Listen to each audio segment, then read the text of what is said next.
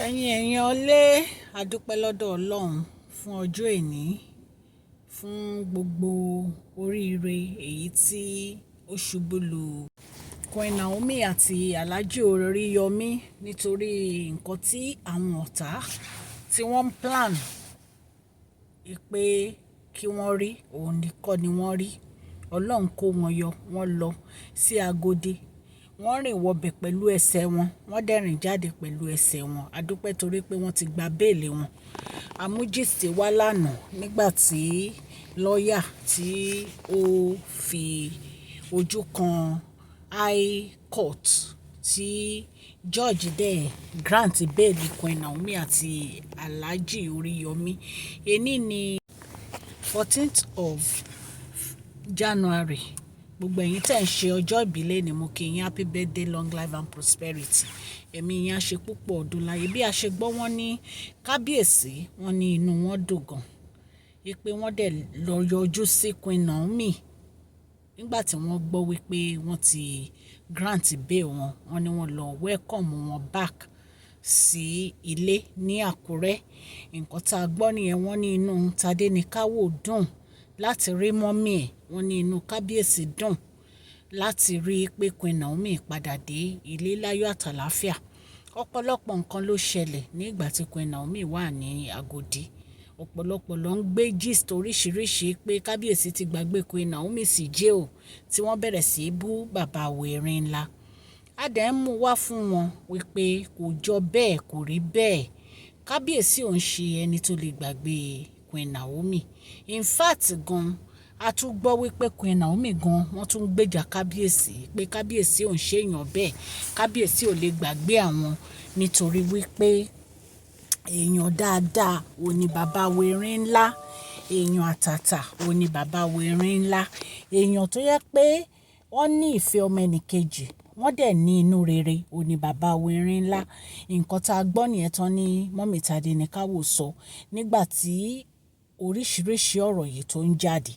Bàbá Erin ńlá ṣe gudugudu méje yàyà mẹ́fà nínú ilé ayé Queen Naomi.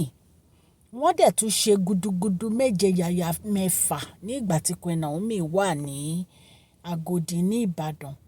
Tẹ́ bá rí ọkùnrin mi, ìgbà tí ìyàwó ẹ̀ bá wà nínú ìṣòro nínú ẹ̀ máa dùn. Ṣùgbọ́n tí bàbá Erin ńlá ò rí bẹ́ẹ̀ nítorí pé wọ́n ṣe ojú, wọ́n ṣe ẹ̀yìn fún Queen Naomi. Wọ́n dúró gẹ́gẹ́ bí ọkọ, wọ́n dúró gẹ́gẹ́ bí bàbá fún Queen Naomi. Kì í ṣe gbogbo nǹkan tí kábíyèsí bá ń ṣe ni wọ́n máa mú wá sí etí ìgbọ́ gbogbo wa wípé àwọn ń ṣe báyìí o, àwọn ń ṣe báyìí o.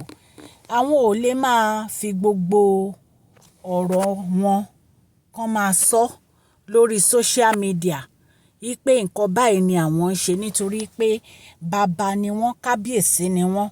Gbogbo nǹkan tó bá ń ṣe ó ní láti jẹ́ nǹkan tó jẹ́ pé ó wà ní ìlànà palace wọn ni. So ọ̀pọ̀lọpọ̀ nǹkan tí èèyàn bá ń gbọ́ náà kọ́ léèyàn máa believe. Ṣó ti yé yín? Nítorí pé gbogbo àwọn èèyàn wọn ò fẹ́ kábíyèsí àti Queen Naomi pọ̀. Ọ̀tá pọ̀. Ṣé ọ̀tá àwọn ọba la fẹ́ sọ ni àbí ọ̀tá Queen Naomi? Ṣùgbọ́n gbogbo ogun tí Ọlọ́run ṣẹ́ yìí ó máa ṣẹ́ ní àṣẹ tán ni. Kò ní ṣẹ́ ẹyọ kan báyìí, kò ní ṣẹ́ kù. Ẹ̀yin èèyàn lé, Queen Naomi ti jáde. Wọ́n dẹ̀ ti wà ní Àkúrẹ́ torí wọ́n ní ìdìtọ́jú. Torí ọ̀pọ̀lọpọ̀ ìgbà la gbọ́ pé ìgbà tán wà ní Agodi wọ́n sick. Ọ̀pọ̀ ló ní wọ́n wà nú oyún, àmọ́ bóyá lóòótọ́ náà wà nú oyún. Ṣùgbọ́n a mọ̀ pé oyún ò ń ṣe nǹkan téèyàn lè bò mọ́ra. Nígbà tó bá máa fi di oṣù 5, ikùn á yọ, ikùn á ta síta máa rí. So wọ́n sick, wọ́n dẹ̀ ní ìdìtọ́jú. Ìtorí ẹ̀ ní kábíyèsí wọ́n fi tètè ń gbé ìgbésẹ̀ láti wá special doctor tó máa lè tọ́jú wọn. Ẹ mọ̀ pé Agodi yẹn kì í ṣe nǹkan kékeré o. Kì í ṣe nǹkan kékeré ní Agodi yẹn o. Ẹ̀fọn oríṣiríṣi ló máa wà níbẹ̀. Ẹ mọ̀ pé jail house kò ní ilẹ̀kùn. Gbàgádà báyìí ní ibẹ̀.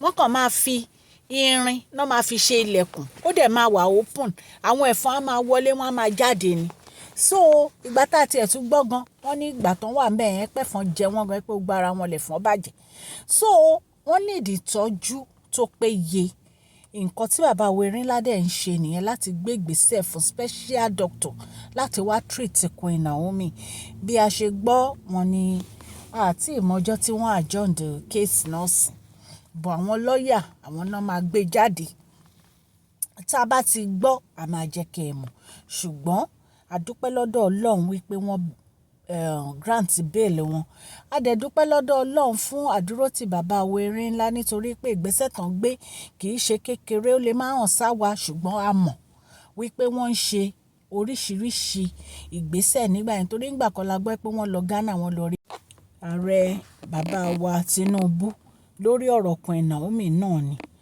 so ẹ̀yin èèyàn lé ìgbà tí mo gbọ́ gist pé kábíyèsí ti send doctor wọ́n ti yọjú sákúrẹ́ wọ́n lọ welcome Queen Naomi mo ní láti mú wá kí n fi tọ́ ẹ̀yin ara lé létí a dúpẹ́ nítorí pé Ọlọ́run tó ń gbàdúrà là ń sìn kò ní fi ẹnì kankan wá sílẹ̀ nínú ọdún yìí o ṣé àmọ́ pé èèyàn kan ń sọ kinní kan wọ́n ń sọ wípé ṣé àmọ́ bóyá Ọlọ́run mọ̀ fi Queen Naomi pamọ́ síbẹ̀ yẹn nítorí àwọn tó fẹ́ ṣe wọ́n ní jàǹbá ni ṣé àmọ́ pé ọ̀rọ̀ Ọlọ́run ó yí Ọlọ́run àwọn èèyàn ní òye rárá àwọn èèyàn ní òye ṣùgbọ́n ní gbogbo ọ̀nà ẹ ṣáà jẹ́ ká máa dúpẹ́ àdúpẹ́ àti ọpẹ́ dá Queen Naomi tẹ́ bá ń gbọ́ mi ẹ sinmi ẹ lògùn yín ẹ rest àwọn èèyàn nífẹ̀ẹ́ yín àwọn èèyàn nífẹ̀ẹ́ Queen Naomi gan o àwọn èèyàn nífẹ̀ẹ́ Queen Naomi gan kì í ṣe ní Nàìjíríà nìkan all over the world